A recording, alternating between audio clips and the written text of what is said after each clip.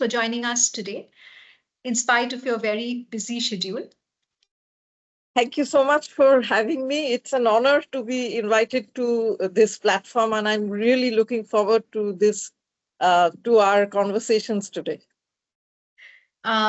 So before I start, I would like to request our participants to make this session interactive by asking your questions. Do type in your question in the chat box. So Dr. Mukherji, I would like to begin with a conversation around a very popular Netflix series, Adolescence, because this is something many of us might be able to connect. So for those of us who haven't watched it, it's a quite unsettling portrayal of what our today's youth are going through. It's a crime drama that follows the arrest of a 13-year-old boy for the murder of a young girl in his class. And it delves into the psychological and social factors that led to the crime, which includes online misogyny, bullying, the influence of toxic internet subcultures. And we can sense the disconnect or communication gap around us. We see it at home. Our teens, our young adults seem to be living online, speaking a language we fully don't understand, and retreating into silence when we try to connect. And we often hear parents say, teenage is a very difficult phase to handle. We say our parents would scold us and we'd be fine. So what has really changed from the time when we were growing up? Why do we feel such a sense of disconnect with our teenagers today? And is this gap more pronounced now than it was before? I think you asked a very pertinent question. By looking at you, I don't think you're that old. You're quite young. So, you have Generation X, Y, Z, etc. So, with each generation, I think it seems to be becoming more difficult for parents to be able to connect with their teenagers. The language has changed thanks to the digital platform. They are exposed to, new phrases. I have young children coming to me saying, I have abandonment. 9-year-olds coming to me saying, I have abandonment issues, I have rejection issues, and I come from a toxic family background. So certainly this is a very, very big change from what I have been seeing all these years. So one of the biggest things that have changed, and certainly there has been a huge change, and I would say technology has a big role to play. And of course, the nuclear family with both parents working and children, especially after the pandemic, children were given electronic gadgets. So, till a certain point in time, parents, it was a strict no-no till, prior to 2020. I think below 16-year-olds, they were not handed an electronic gadget. They were not given a mobile phone. But post 2020, they were. And there has been a huge difference in the last 5 years because people are using technology in schools.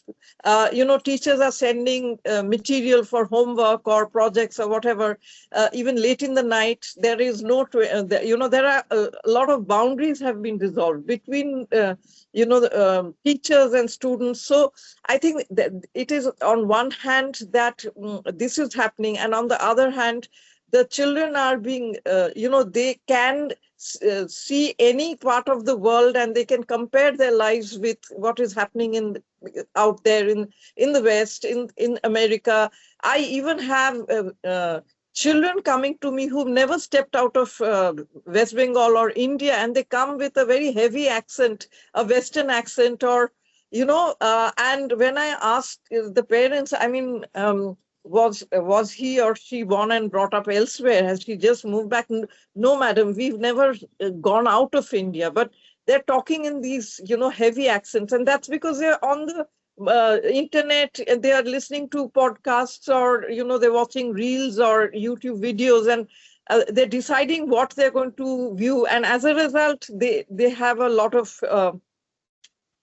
different kinds of accents, different thought processes, and parents are finding it extremely difficult to communicate with them. And I will get into details as to, especially from the time that they become teenagers, that's when certain brain changes take place. But before I go on further, I would, I don't want to take up the entire time just discussing on that. Maybe this will be discussed in our conversation. So, like you very rightly said that digital media is really, taking so much of our time, and somewhat it's unavoidable also post-pandemic. So how do we really strike the balance? Because at least with our children, even with ourselves, how do we maintain that balance so that, of course, there are good sides of digital habits and social media, the online culture. It is bridging distances in a way. It's making us a global citizen. But at the same time, there are the bad sides also. So how do we strike the balance? I think first of all, even before we go into, one of the most important things that we have to remember is which age group are we most worried about, and maybe to know exactly what happens at that age group. So I would focus on the adolescent age group, and I Yes. think that adolescence is also. I think a lot of people kind of could understand, could resonate with that next Netflix web series because of Yes. the parents feeling, completely at sea in trying to find out, I mean, why would somebody like this behave in such a manner, and what really was going on, and their failure to understand really what he was going through. So during adolescence, basically, we need to be more effective parents, certainly have better effective communication. One of the things we have to understand is that the adolescent brain grows. I mean, the actually the volume of the adolescent brain, there is a huge amount of growth during adolescence, and during this period, what happens is that the process of thinking changes. So they become much more rational thinkers, and you have to logically and rationally explain things, and you can't just, how you behave with a 6-year-old or a 7-year-old, dictating certain things. Oh, you will do this because I'm telling you to do this. This will not work once they become teenagers, because you have to be able to tell them why you are either accepting something or not accepting something, and you have to give reasons, and they have to be rational. Now they are going through turbulence, so it's like, their brain wiring is changing. So somebody who was the household that had a lot of electric fans are now deciding to change into AC. They're planning to have a lot of ACs fitting, so the wiring has to change. Similarly, while this wiring is this is happening to the teenage brain, the wiring is changing. So while the wiring is changing, there is also a lot of chaos. I mean, on the one hand, there's a lot of rational thinking coming in, a lot of they want to think independently, and they have their own point of view. And that is what the first thing when they become teenagers, parents complain that they argue a lot, and that's what they're supposed to. They're arguing because they are developing their own identity. So they're going to believe in some of the things that they have been brought up with, and they're going to question some of the things that we are saying. And in order to really communicate and not have a distance created, we have to listen to them. That's the first rule, is to listen, not to answer, but listen to hear. We have to hear what they are saying. We have to really get what they're saying, because another common complaint is that they don't understand, they don't get me. As soon as I start saying something about myself or any problem, they are kind of waiting to answer, because they have already certain things that they want to say. And as a result, what happens is there is a disconnect. So when this disconnect happens, that is what I would be very worried about. When you're not, when you are adolescent, when you are hunting for the adolescent child's diary and trying to see what that teenager has written, that means that, okay, we all used to have diaries. because we were growing up and there were certain things that we didn't want to tell our parents. But by and large, there was also a level of connection. There was a level of communication.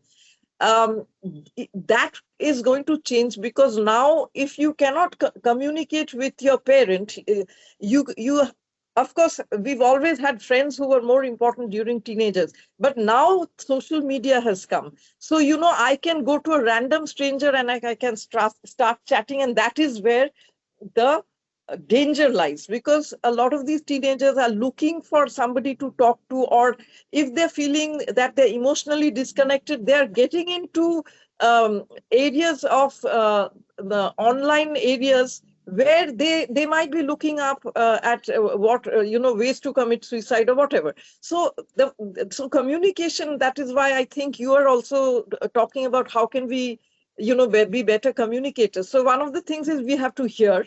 Second is that we also need to explain. So if somebody is saying that I want to go out to a late night party, a 13-year-old girl or a boy is saying that I want to go out to a late night party, or a 13-year-old boy is saying I want to drive the car. The boy has somehow learned to drive the car and is saying I want to hang out with my friends. Please give me the car keys. I want to go and drive down to such and such place. Why are you saying no to these requests? Has to be explained very calmly and rationally. And what has to come across is that it is not about discipline, but it is why are we actually preventing them? It is because of their safety. And we have to get across that. We have to communicate that. When we communicate our concerns in a instead of arguing with them, instead of saying, because I am saying so, if we communicate is that because I would be concerned about you, I would be concerned about your safety. So rational explanations. And then also, we also have to learn that there are some things we will have to say yes to, and some things that is very important to say no. We have to be able to do that also. So if during teenage years, they become very conscious of their looks, they are maybe spending a little bit more time in front of the mirror, and they are, if they are, allow those little things, don't make a battle of every little issue, but stick to certain things which you strongly hold. So you can say yes, okay. And also there has to be a kind of a discussion where you come to certain compromises. I know the word compromise doesn't sound very good, but basically that, okay, you can't go out in the night, but you can go out in the evening, or you can go out, you can go out for lunch on a holiday or something like that. So basically trying to come across as not someone who's trying to stop them from having fun, but, cooperating in certain matters, and obviously saying no to certain things, like that no, non-negotiable. At the age of 13 or at the age of 16 or at the age of 17, I'm not going to give you the keys of the car for you to drive back from a party where there's going to be alcohol. So I think this is how we start developing a kind of a communication. And lastly, to be able to talk about a lot of things without constantly bringing our our past Comparison.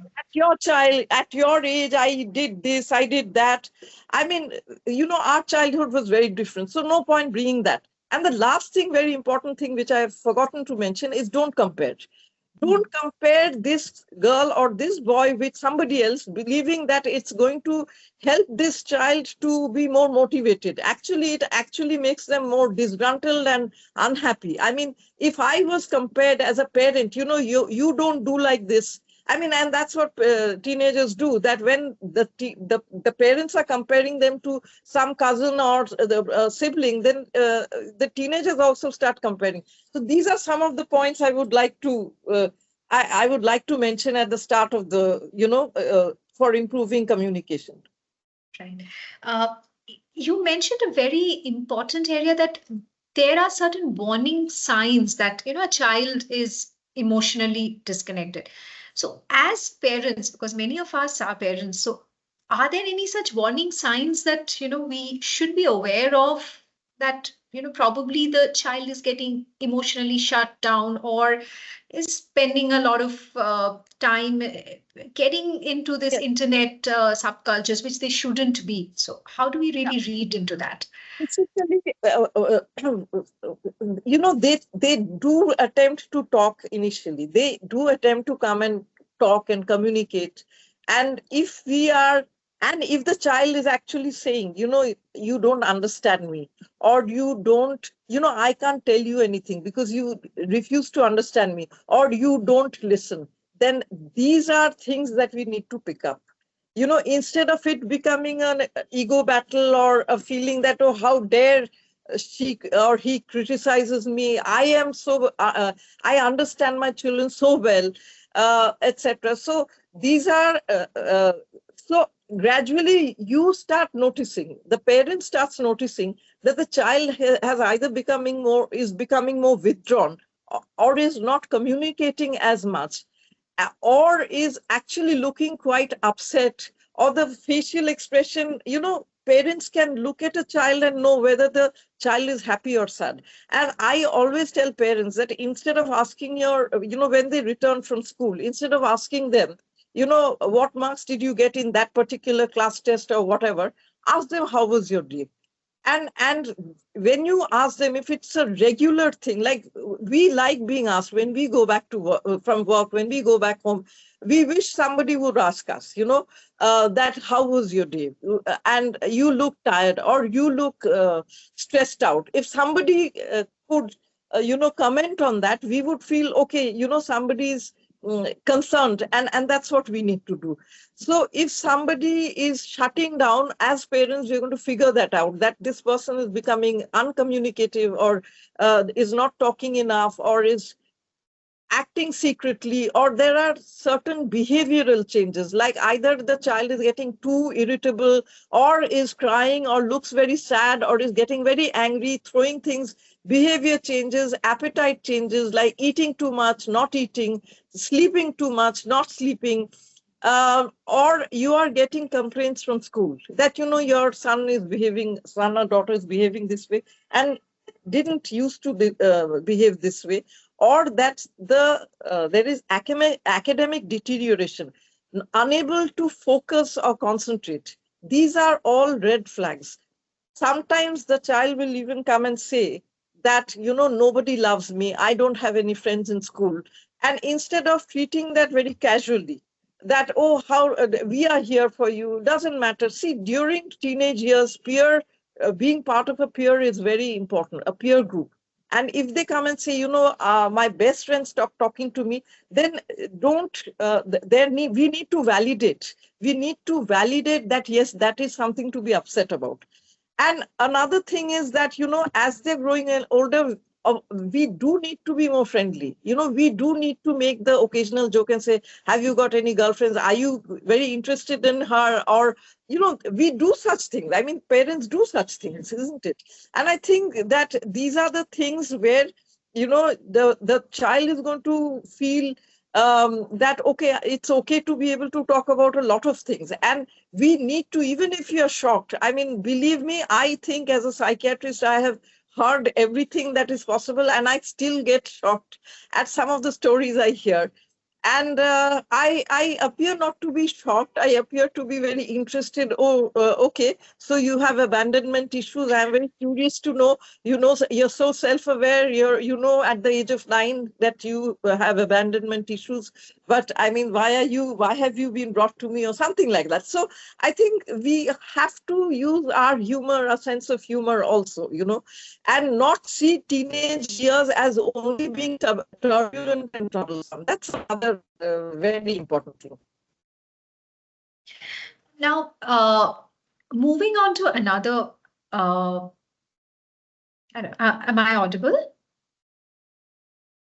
Yeah. Yes. Okay. So, and somehow somehow your video appears to have frozen, actually.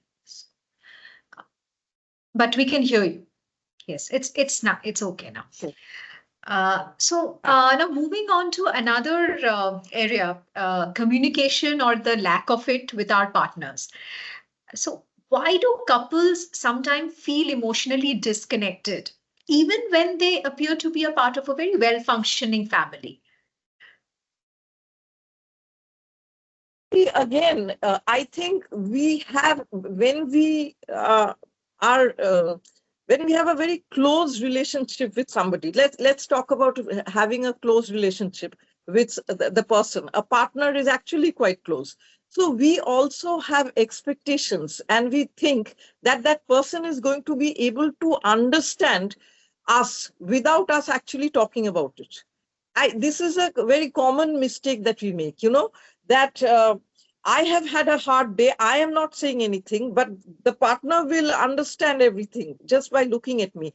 So we are not face readers. We are not mind readers. So if I'm having a very difficult day, it is important to come home and say that I've had a very difficult day and I am very stressed out. So usually, women are not supposed to, we are supposed to be superhuman beings, and we're supposed to cope under all kinds of things, and we're supposed to look after the household, the family, and otherwise we will feel guilty. So talking about our stresses, somehow we feel that that's not a good idea. And men, if they are feeling very hurt or very upset, they are also not allowed to say, because society doesn't permit men to really talk about their softer emotions.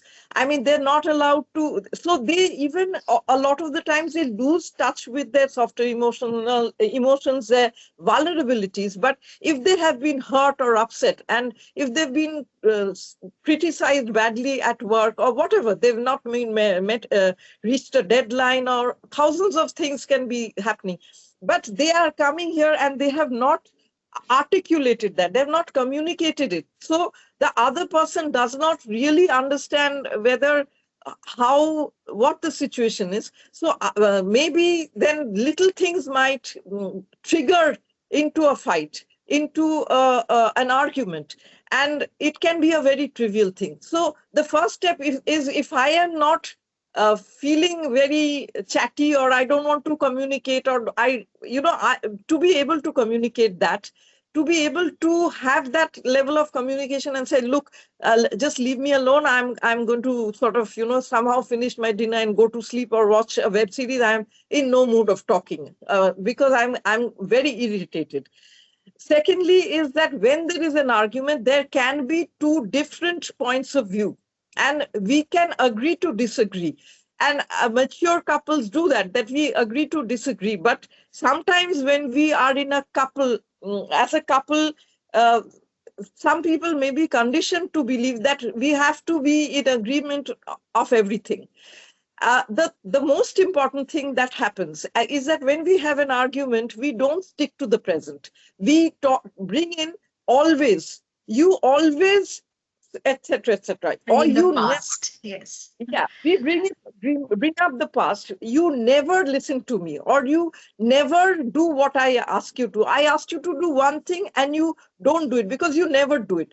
So we bring up the past. We then start talking about incidents, because there is a thing called mood dependent state. So if when we are angry, we start remembering all the things that angered us in the past vis-a-vis this particular person. So in a couple, when we're fighting, say in-law problems. So it may have started off on a very trivial note, but as soon as we start dragging the past incidents onto the current argument, and then with the past incidents, somehow their respective parents also come into the equation, that's when it starts becoming nasty.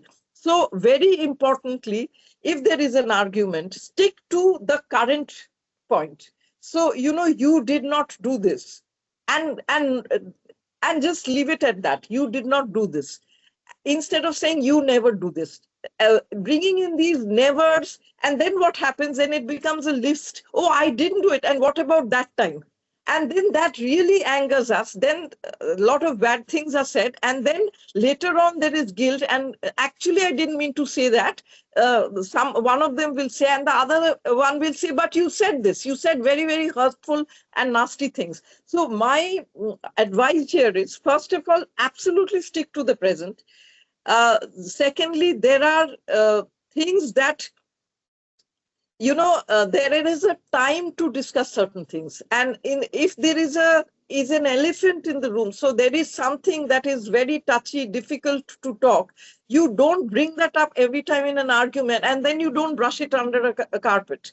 So when you are both in a very, when you're both calm and collected, then decide, like we have meetings in offices, that we should actually, this is something that used to happen a lot when I was in the West. In England, this was how we were trained to do that. But when I came to India and I said that today we are going to have a meeting to discuss this, like with the family, maybe, just sit down and talk, people became very apprehensive, because as soon as you sit down and talk and you are going to honestly be saying a few things, people feel very threatened or uncomfortable.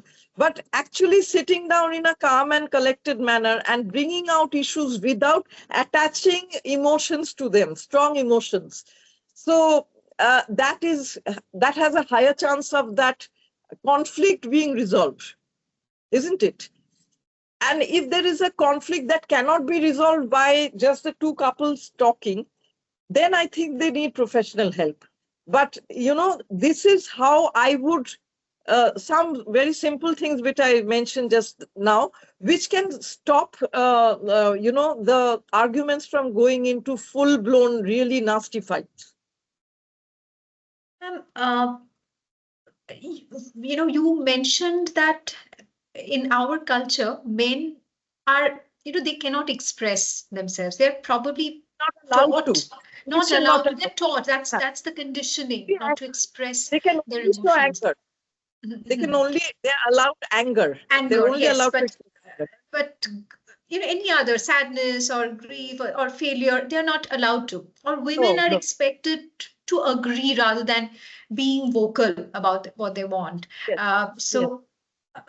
And I think, the communication probably is the latest. Sometimes we see that there are a lot of unspoken expectations, which people don't they don't express. So even the place of communication doesn't reach. So how do couples really rebuild communication, especially after years of drifting away silently? What are some of the things that, to even start the conversations going? This is exactly what I'm glad you have brought up this point again, because this is the first thing I said, that we don't communicate about how we feel, and we have expectations that the other person will understand that without us talking, without us communicating. Even those of us mental health professionals, we get to know about a person's problems only by communicating, only by talking, only by asking questions. So regarding expectations, that there are a few things also we need to understand. So, when we are, say, in love with a person, it's a love marriage, or it's a couple who are very much in love with each other. So we also build a person in our fantasy, and that person in our fantasy is able to do a lot of things. This person in our fantasy can understand a lot of things, is very sensitive, says the right things, does all the right things in our fantasy. But that real person has never said, I'm capable of doing these things. No, and also probably when, in the period of courtship, people do put in their best side somehow. But when that is there, they do put in their best side. But when you're living with a person 24/7, you cannot always have that facade, right? Yeah, but let's say somebody who's not a very good communicator, say mainly what happens is the woman expects the man to talk a bit more, to express a bit more, to say that, you went away for 7 days to your parents' home, and I actually missed you. These are the communications that the woman is expecting to be expecting to be told, show certain softer emotions, some things which maybe after a while people stop doing that. And the man also is expressing maybe whatever love or whatever duty he has through his actions by doing certain things which may not be important to that woman. For example, the husband might be buying very expensive gifts and giving this woman, his wife, but his wife doesn't like those gifts. The wife prefers a romantic candlelight dinner, or having very meaningful conversations, and the husband just speaks in monosyllables like yes, no, etc. And this is a cause of concern. Now here what happens is we really need to find out if this is the characteristic of the man, that he can't talk, he can't communicate, he is not someone who's very comfortable in communicating. So I am holding grievances against this guy because he's not able to really verbalize or articulate, and he really needs to be taught to, taught to talk or taught to communicate, because this is not something that has happened. So a lot of the times there are things that a person is incapable of doing, but we think that the person is not doing it deliberately. So, and there are times when somebody is not doing it deliberately. That also happens. I mean, it's not always that, there is an inability. There is also a loss of interest. They're fighting such a lot. There is a disconnect, and then they stop trying because one of them will feel, no matter how hard I try, I am not appreciated. No matter how hard I try, every time, I do this. So what is really required is both people feel unheard, and they feel that my problems, the other person is not understanding. Just like a parent-child relationship, it can happen between a couple also. Both are wanting something different and the other person is not getting it, and that can cause a lot of problems in the relationship, a lot of frustration. Then there are certain taboo topics which are not at all discussed, the sexual dissatisfaction, or what the preferences are, what one would like. These are things a woman is not supposed to talk about. Maybe the woman is going to be very submissive initially just to please, and then maybe she will not show interest. So that can create a kind of a barrier also. So there are a lot of things that can stop, one's communication between couples. I'll just give you a small example. In a couple who were there was a lot of marital discord. Now, the woman used to feel very frustrated and depressed from time to time. And the woman would try to attempt suicide. I mean, she had become very depressed, and she would pour kerosene on herself. Then with a matchstick, she would try to light herself, and then the husband would take out a knife and would try to cut himself. And all this used to happen in front of their child, who was quite young. So over here, when I spoke to both of them separately, so the wife admitted, yes, I feel so frustrated because I can't communicate, and whenever I try to say something, I just feel he doesn't understand. He makes a list of things that I have done wrong, where I have not been able to make him happy, his family happy. And the husband said that I try to show her that, if you can do that, even I can cut myself. So it was a very, very dysfunctional way of communication. So he's saying that, in a very convoluted way, he was trying to say, if you kill yourself, I'll also kill myself. I actually don't want to kill myself, but if you want to kill yourself, then what's the point in me staying? So instead of, that's a very, very horrible form of communication. Yeah. And what happened to the child? Can you imagine? The child has hordes of problems. So these are the communication. What we think that this is the way we are getting across a message. Obviously, it isn't. So the patterns of communication obviously need to change. And sometimes for this, which is why more and more people are going for couples therapy, or they're going for personal therapy, because a lot of what happens is that if we are carrying a lot of emotional baggage from childhood. We've had bad role models as parents. That is going to also affect the kind of marriage I have, the kind of, if I think I have trust issues because my father had an affair, my father was a womanizer, then I'm going to have trust issues.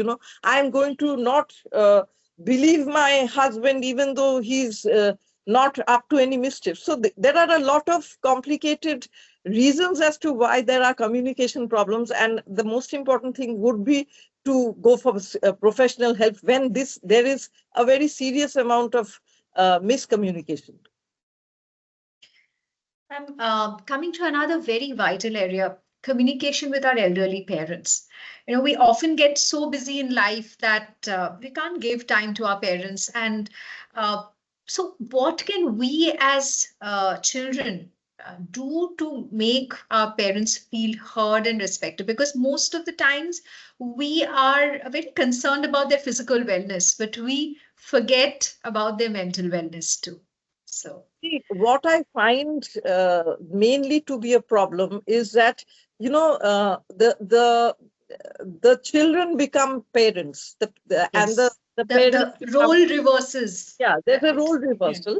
Yes. And exactly, parents, when they were frustrated with their kids for wetting themselves or for not listening to them, the parents used to shout and scream at these children, and this is what the children have seen, and this is exactly what they do to their parents when they become old.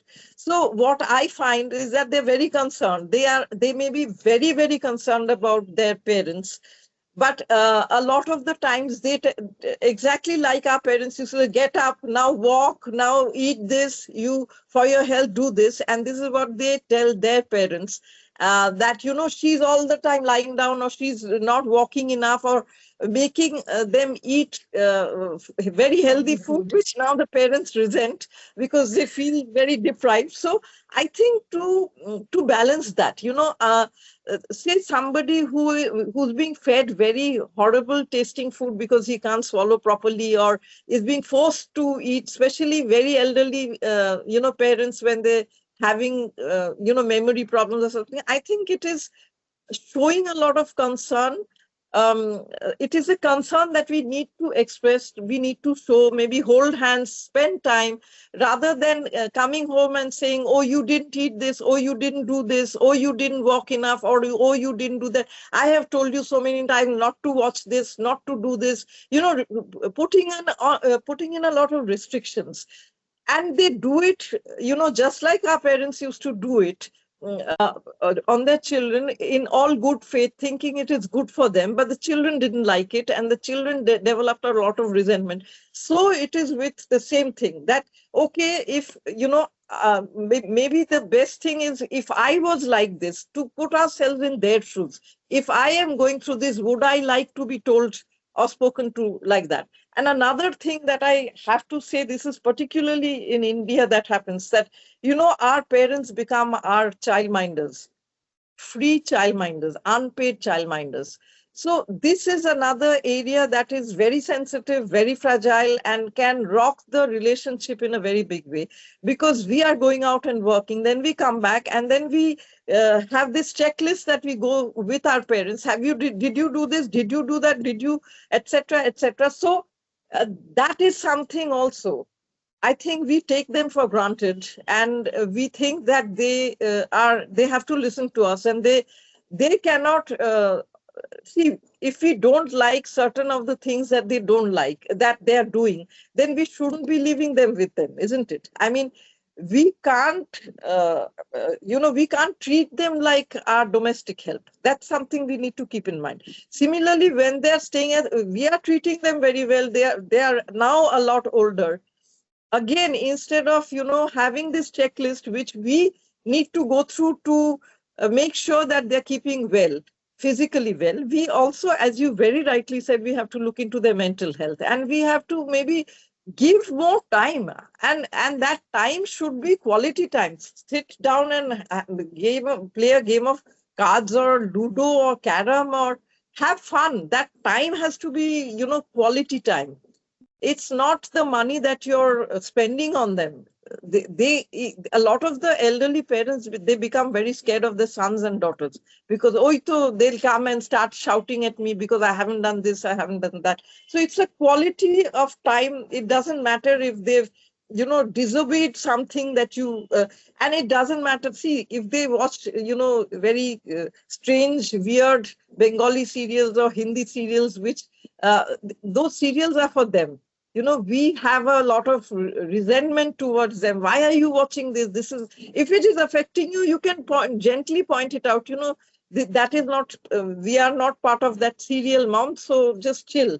But not to go on a tirade that, you're listening to such a lot of rubbish, or are constantly trying to dominate them and tell them exactly what we want them to do.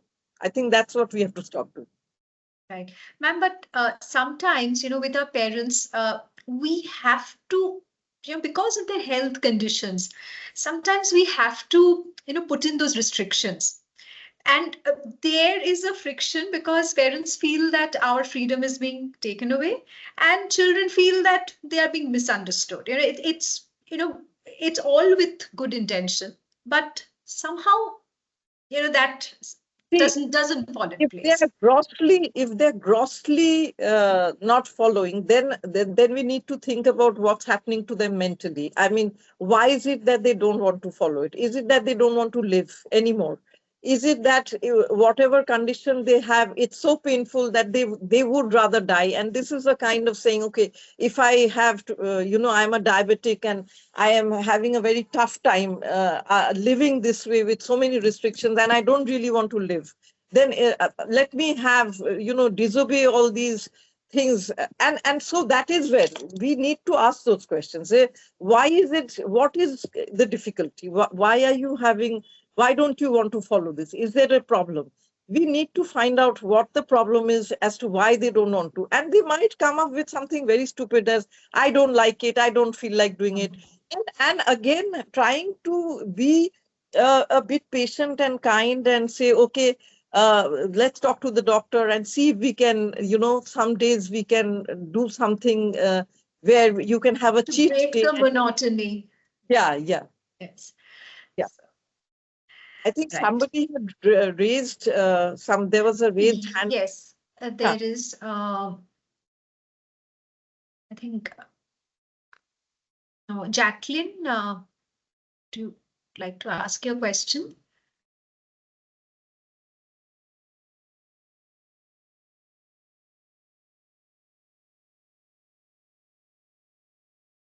I cannot see that, ma'am. So, ma'am, we'll, have a Q&A after this. Okay. So, yes.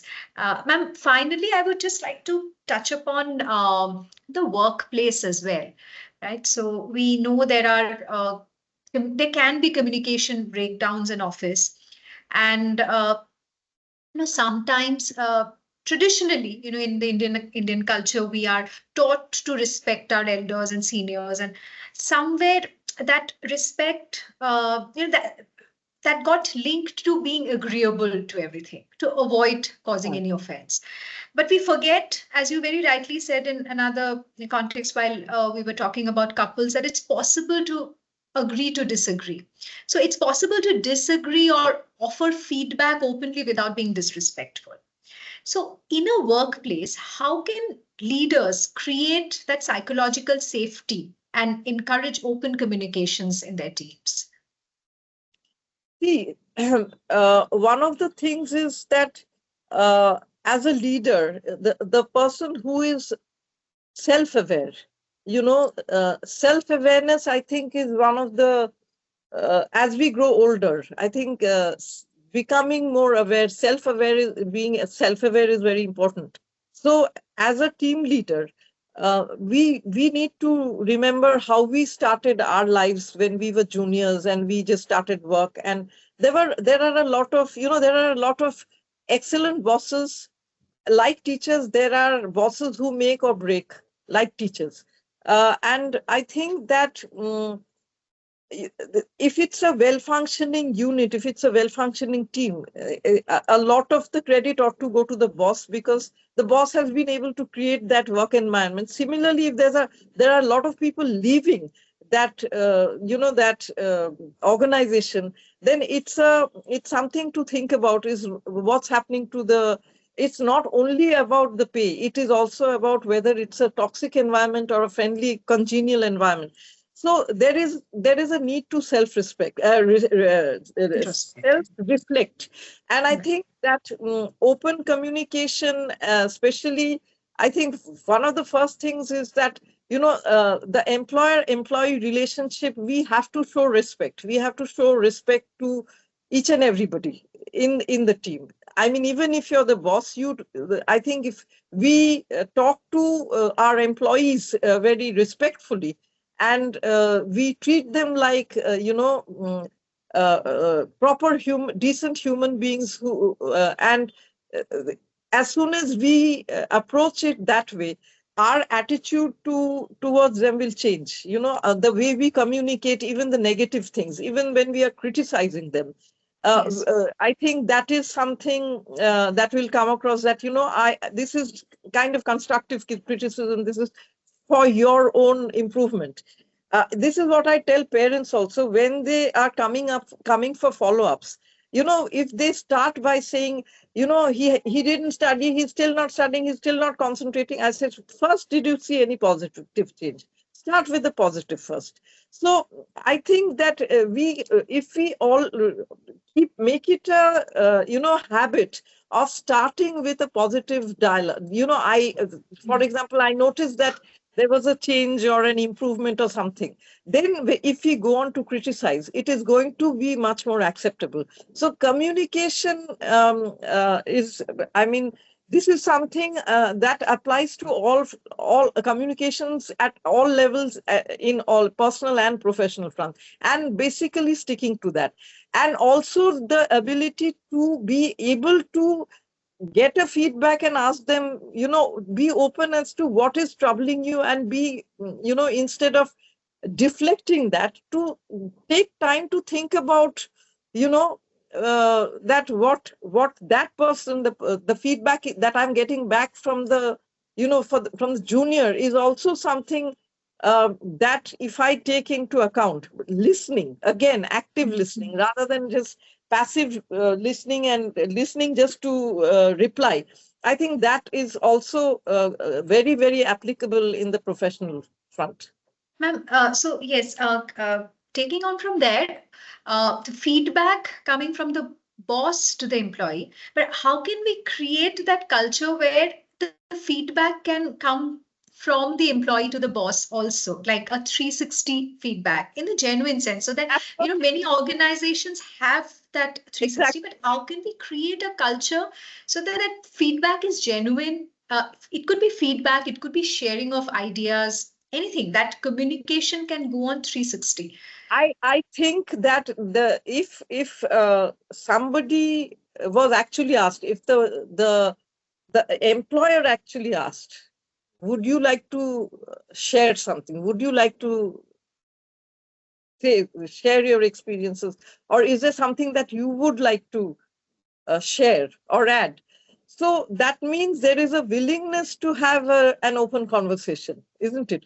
There is always another way, and that is to have these feedback forms and all that. But I think people see, I don't work in that kind of an environment, so I really wouldn't know. But from what I gather from my clients, that this openness to talk from the employer side to from the boss's side, to want to know. I think there are bosses who can sort of have. I'm not saying break all boundaries. I don't at all talk about becoming over familiar and slapping each other on the back. No, I believe there has to be boundaries in every relationship. There has to be boundaries. But I think that a two-way feedback is also important. And sometimes I think the seniors get very irritated, because they are seen to be it seemed to be as a form of criticism. But again, it will come back to you in a very refined form if you are showing them a lot of respect, if you are treating them well. It will come as a, this also, can we do it this way? Giving them the leniency to be able to, say that. Uh, Ma'am, we would like to now take some questions. So to all our participants, you can either raise your hand and you will be unmuted so that you can speak, or you can send in your questions in the chat box. We have a couple of comments and questions. So one is from Shobhik Sengupta. He says, Doctor, good afternoon. My son studying in BDS is by nature very quiet. As parents, we wish him to be communicative, especially with people apart from known faces. Basically, we want him to develop practical common sense, but his understanding is that the sense of managing day-to-day life is left to his parents and he confines himself to studies and electronic gadgets. So what may be your guidance for him to be more aware and communicative with his surroundings?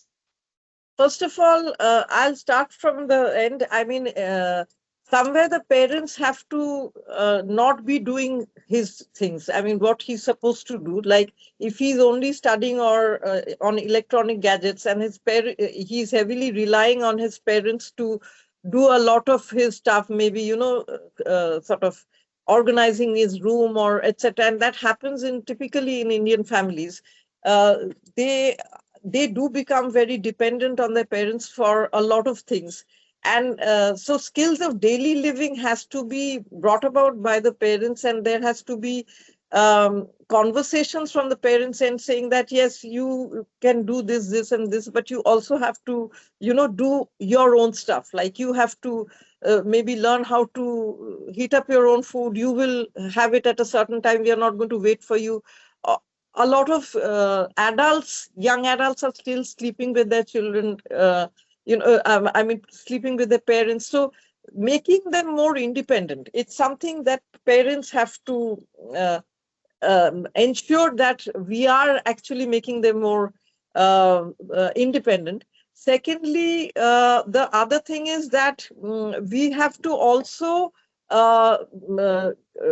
understand that somebody who's an introvert is an introvert. We cannot make that person, into an extrovert. Yes. And a lot of the introverts are doing excellent work behind the scenes. So we need introverts just as we need, extroverts. But and I am very amused to hear about the common sense aspect. Common sense is not so common. And maybe what you're possibly trying to say that, he's concerned about that the son is not that practical. So I would suggest that, he is allowed to take certain decisions which he's not being allowed a lot of the times. Parents make all the decisions, and the children, no matter how old they are, they do not, they feel scared to take decisions. So at this age, let him make a few mistakes. Send him to the local store, or not just to do his own stuff, but to also do some household purchases or something. Give him responsibility. Let him make a few mistakes. And unless he makes mistakes, he will not learn.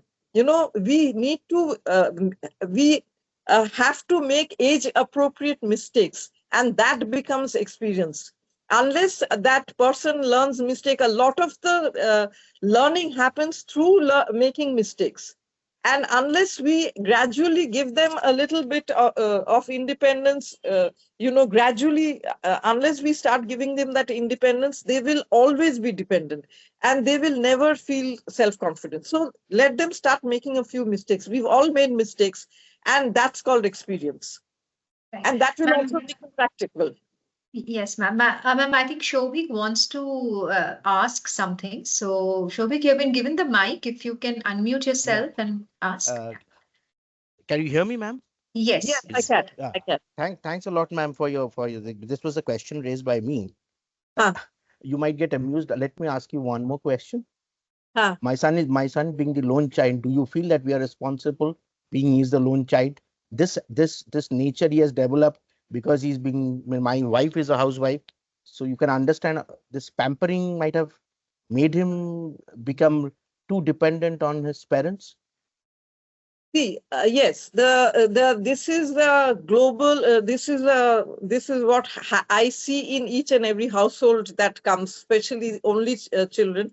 That yes, parents are over involved these days, and they do everything. And I find it very strange when they said that often a 14-year-old is being fed in the morning before going to school. Na hole to khabe na. I mean, it's not as though the person cannot eat. তখনও মোবাইলে game খেলছে. So these are things you have to stop. I mean, this is something, this ought to have stopped a long time ago. A lot of the things are being done. So that has to be stopped. Regarding the introvert, I think, yes, a lot of people are staying away from social interactions these days because they've got a gadget. They are not going out and mixing enough with other children, and they become too fond of their own company with a gadget. And that is dangerous. So, from a very young age, they need to be taken out and for socializing, meeting friends and all that. And that has stopped. There is no place to play. The children all want to sit at home and watch TV or be on the mobile. So yes, these are definitely things that are contributing to, wanting to stay and be alone. That also contributes.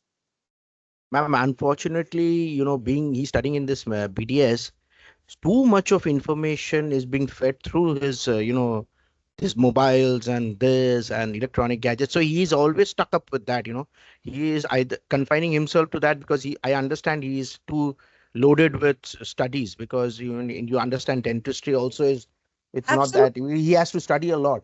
So, and that has made him inclined towards, now he doesn't feel, like, unlike us when we used to play around a lot, in our especially in the age where he is now, but he's more to that, and as a result he's become a very quiet and introvert type of a person. That's where the change has taken place. See, especially more so from the pandemic, people, and because see, at his age, a lot of studying is happening through the internet, but not only studying, eating, online shopping, everything, entertainment, everything is happening. So a lot of problems are happening because of that. Used, properly, of course, internet is a very big boon. Otherwise, we wouldn't be even having this discussion right now. But this is one of the problems that is happening at a very large scale in today's world. Thank you, ma'am. Thanks a lot for your, advice. Thanks. Ma'am, a few questions in the chat. So a question from Rima Mukherji. How can one deal with a person who becomes defensive whenever a pending issue is brought up? Okay, so first thing is that you open a conversation where you are not kind of blaming him. I mean, that people become defensive because maybe which something I had mentioned, whenever there is a discussion, we start blaming, we bring up the past. So sticking to whatever is the issue currently, making yourself come across as being calm and in control and not shouting and screaming or arguing. And in a very nice, the way you would have a conversation with a colleague. With a colleague you like, where you are having to say, something was not done or something, you would show a lot of respect and you would be very cordial. And I think that just because especially in a couple, we often feel that we can say whatever, and that will still keep the relationship going. And actually that's a very wrong notion we have. So when we are angry, we need to move away from the scene. And if we say that, let's stick to maybe have a conversation, have an opening line before the conversation that, look, I have decided that I don't want this to end up in an argument. I don't want a fight. And if we are seen to getting into a fight, we will both sort of, stop this discussion. So what we should do is we'll just stick to the current problem, and you tell me if I am bringing up the past, and I'll keep quiet. So that is a very mature adult way of conversing.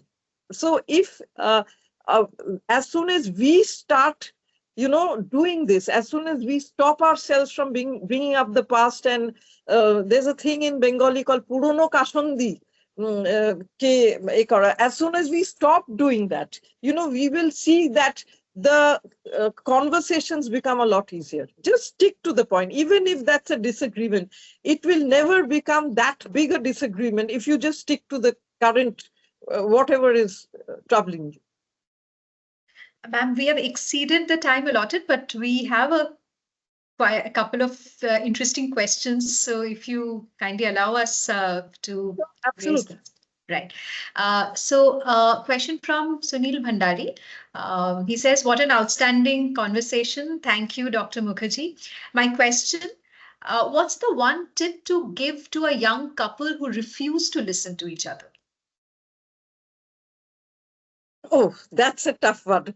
See, I think if they are refusing to listen to each other, for such couples, they actually, there is obviously, both are carrying a lot of emotional baggage, either from previous relationships, even it could be a relationship from a parent, a sibling, whatever.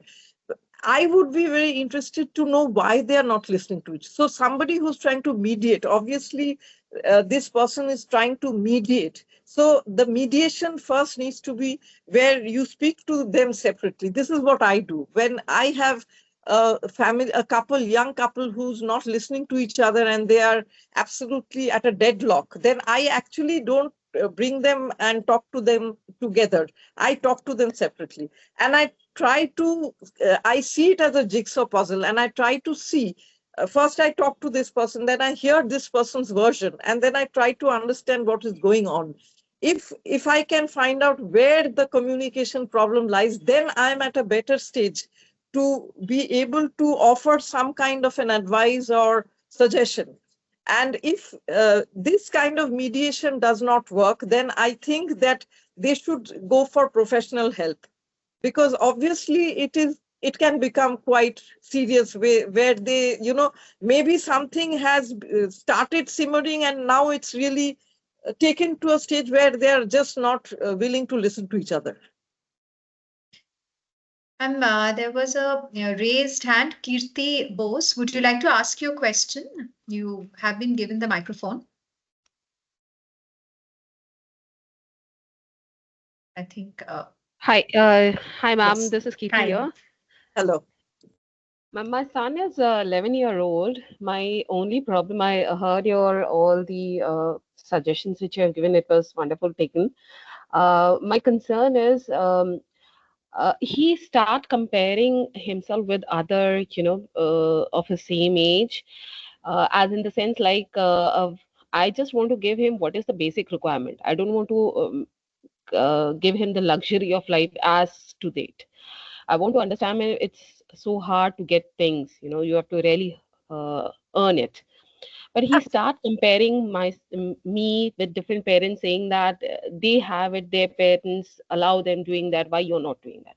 I try make him understand that it's their way of upbringing. You cannot have everything because I always tell him that we cannot afford this, that is why we are not having it, but he does not take this. So how to handle this? Because at that point in time we have a clash between our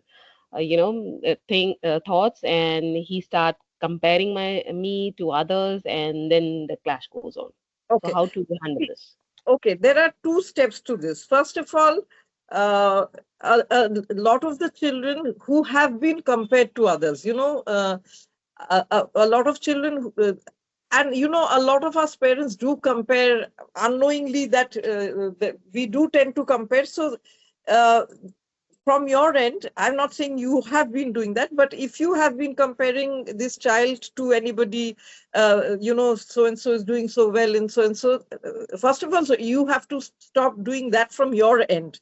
Secondly, is that instead of saying, I cannot afford it, yes, of course, it's very good to be candid and say that I cannot afford it, and neither do I think you require that.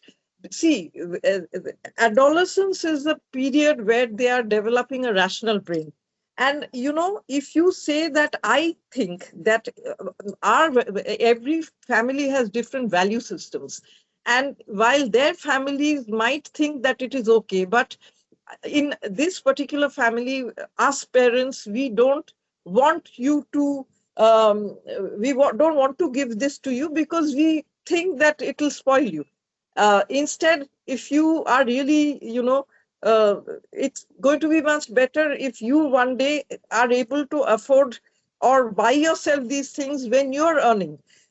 This is not going to go down well at this age, but if you keep on saying that, even if you compare me with others, I don't think that this is something you need at this point in your life. And I don't even think that we can afford it. But primarily, even if we could have afforded it, if I felt you needed it, you really required it, I would have given it to you. But I don't think you need it. And if we can, from a very young age, if we can instill between what is really needed and what they are desiring, there is a difference between a need and a desire. So we need an education, we need maybe, clothes and a roof over our head. But somebody can desire an iPhone, the latest model of iPhone, but that is not actually required. So I think that is the way to go about. And just because, and at the end of the day, we are responsible. We are their parents. We are their parents, and we are the ones who are responsible for them. And we are the ones who are going to decide what is good and not good for them. So you can stick to that. Just be very friendly and, try to avoid getting into an argument regarding this, but you be firm.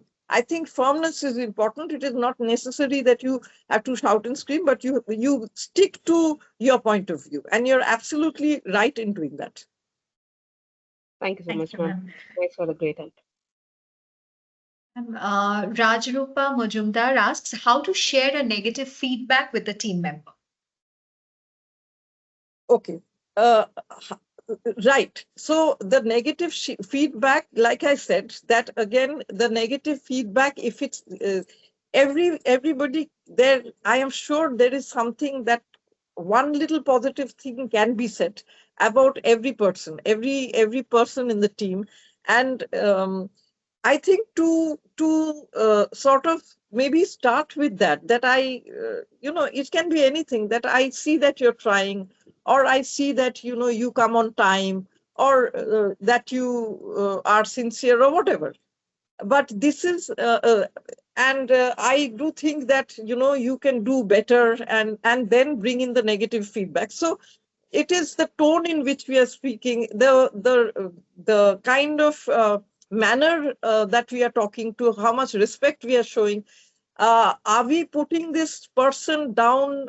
I mean, obviously, if the question is framed where the person doesn't want to hurt the person, doesn't want to break the person. So I think anybody who is thinking in those terms is going to do all these things, is going to possibly be very careful and sensitive about giving that criticism, and I think that criticism we have all faced all through life, in school, in college, and, when we get married, from our spouses. But it's just because we criticize somebody or give a negative feedback, it does not make us a villain.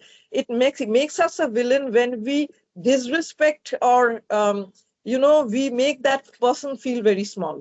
That's when that's when the negative feedback takes very enormous proportions. But I think if one is gentle and one is firm, gentle and respectful, I think it should not be a problem.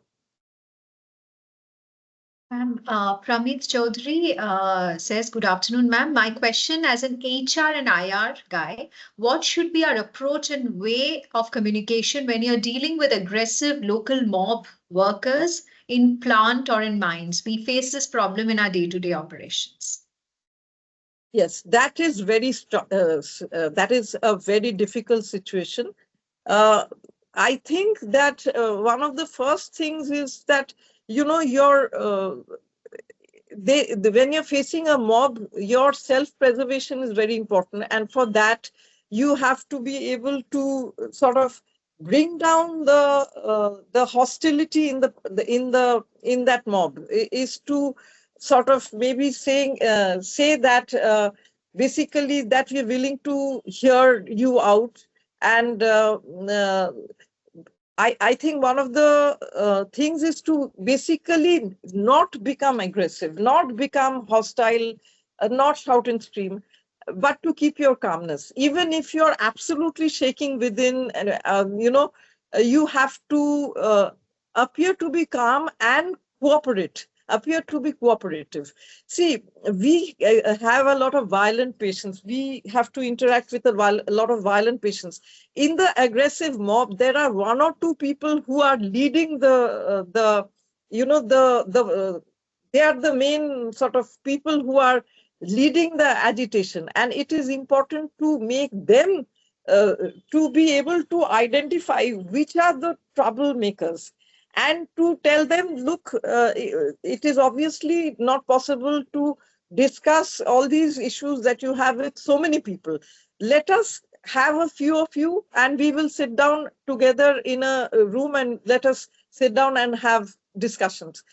So there you have to, at that point in time, it is a question of survival. It is a question of being able to stop anything from escalating further. And that is why the person who is calm and collected has to be able to tackle that. But even before that, I would say that prevention is better than cure. And if you have picked up, a lot of the times that aggression happens because there have been years and years or months or weeks of something, stirring up. There is a problem that has been stirring up. And if you are very tuned in to what is going on, then you can actually avoid that even before it becomes a spark of violence. Let us see what is happening with the teachers right now. See, this problem has been going on for quite some time. So right now they're protesting and all that. So I mean, I don't want to get into that obviously, but I'm just trying to say that it's very rare for a protest to suddenly come up. If there's nothing, if everything is going absolutely hunky-dory, if everything is fine, then suddenly you won't have a group of, violent protesters coming and sort of causing mayhem. So to be in tune with people and not give hollow reassurances, make hollow promises, or make hollow threats. I think that these things are very important. That maybe sometimes, really problem has not been looked into, and some hollow reassurances are given, or Acha, you try to do that, I'll do this. So not to do that. Like, this is something I even tell parents not to do. Don't give hollow reassurances, don't make hollow promises, and don't give hollow threats either. And this is, as a rule book, I would say, the world, we have what is in our family is also happening. The same dynamics play in the office, the same dynamics play elsewhere. So it's only more people involved, but there are basically one or two people with whom you really need to have a better communication and, genuine attempt to sort out matters. And one last question I'd like to take. So this is from Shumon Das. He says, I'm writing to share some concerns regarding my daughter, who's now 3 years old. We have noticed that while she's able to recite her ABCs and seem to be trying to communicate, her speech is not very clear. It can be difficult to understand the words she's saying, even though she's making an effort. She had an operation for coarctation of the aorta when she was just 2 months old. And we've been always mindful of her developmental milestones since then.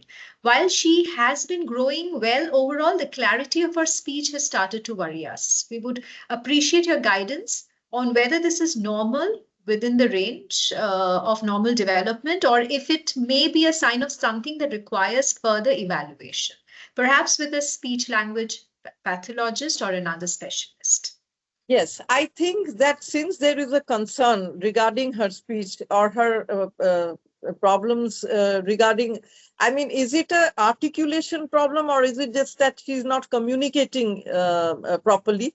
So even I think since she's 3 years old, it would be a good idea to get her assessed, either from a speech and language pathologist or from a clinical psychologist.